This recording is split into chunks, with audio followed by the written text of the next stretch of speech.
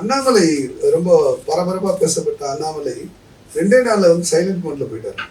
Silent மோட்லலாம் போல, அவர் அதுக்கான முயற்சியில் இருக்கார். அதனால் அவர் வந்து ஜூலை மாதத்தில் நான் வந்து வேகம் எடுப்பேன்னு சொல்லியிருக்காரு. அதனால் ஜூலை மாதம் வரும்போது அவர் கட்சியை அறிவிக்கிறது மற்ற விஷயம். இறங்கிட்டாருன்னா அவர் இயக்கம் அவர் வேகமாக போவார். அப்படி வேகம் எடுத்தாருன்னா அது எவ்வளோ வேகம் எடுக்கிறாரோ அவருக்கு நல்லது. ஏன்னா திமுக பாஜகவோட போச்சுன்னா அதோட திமுகவுடைய முடிவுரை எழுதிட வேண்டியதான்.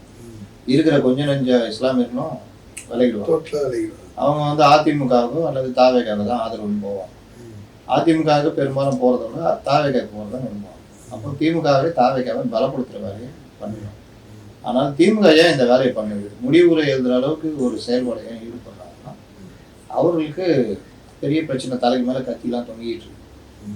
அதனால் முதல்ல நம்மளை காப்பாற்றிக்கணும், கட்சியெலாம் அப்புறம்ன்ற மாதிரி முடிவு போயிடும். அதனால் இந்த கேப் வந்து அண்ணாமலைக்கு மிகப்பெரிய அளவில் பயன்படுத்தும். அண்ணாமலை இந்த டைமில் இறங்கி அடிச்சாருன்னா அண்ணாமலை வெர்சஸ் விஜய்ன்ற மாதிரி போகும்.